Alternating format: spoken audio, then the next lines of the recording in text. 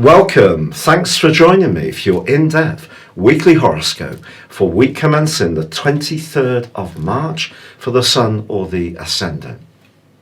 Can I ask you a big favour, please? If you've yet to subscribe to my channel, I'd be honoured if you did so now, but also very grateful. Because I was poorly for 5 years, I have got behind a little bit. So the more signals that YouTube gets in terms of my subscribers, the more my videos will be shared. So if you can help me with this, I'd be really, really pleased. This week begins in such a dramatic fashion. At 9:28 on Monday in London, we have a new moon in Aries.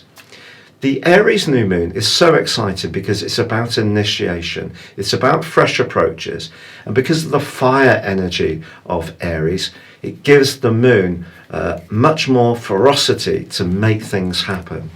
So this is really impressive, but also it does embrace the new moon, Chiron, the wounded healer, the comet, which is really quite symbolic if we think what the world is dealing with at this time.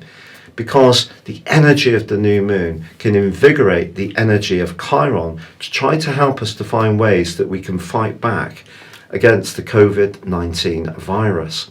Now that may mean that we all have to adapt and change our personal approaches, but there are going to be some collective things we may need to do as well.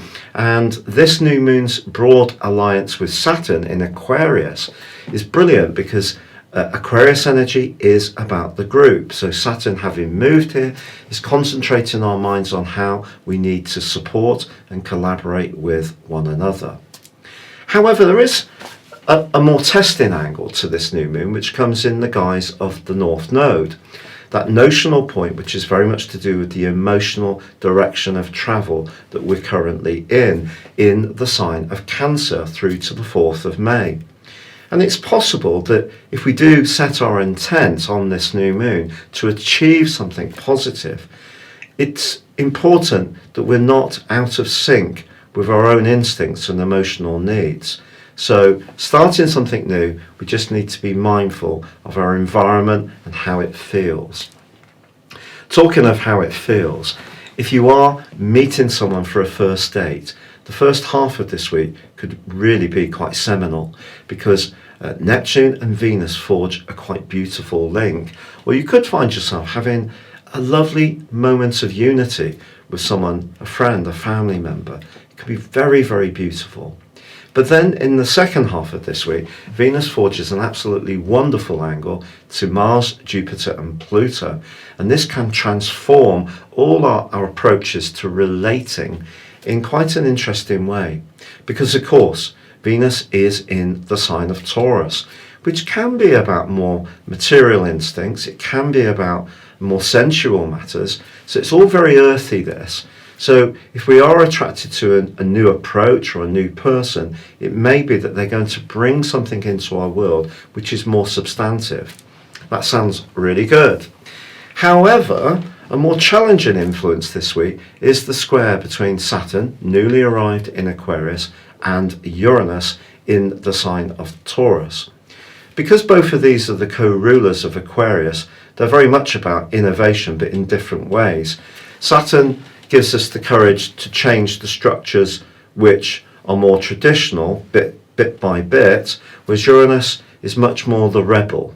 So because they're both in fixed signs, there may be things that we do need to change and adapt that we could find ourselves resisting, and that can create some tensions. Just be mindful of that.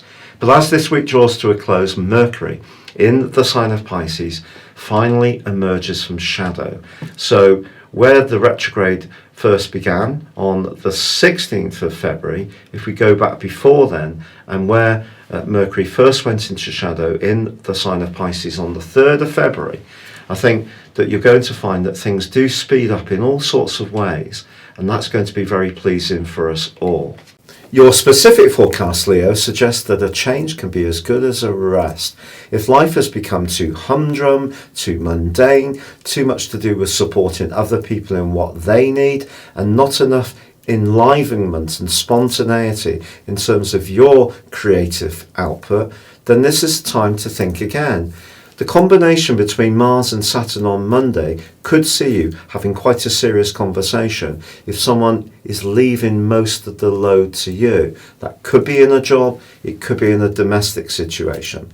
But with Venus sparkling in your sector of success and forging a great link to both Mars and Pluto, if you want to make a change, do something different and break out of the mold, there is a great chance that if you have an interview or you do a presentation, you can come across in a very persuasive way which can draw some kind of good opportunity in your direction. It's also the case, however, that the new moon squares up with the North Node. The North Node is in the part of your horoscope to do with your psyche.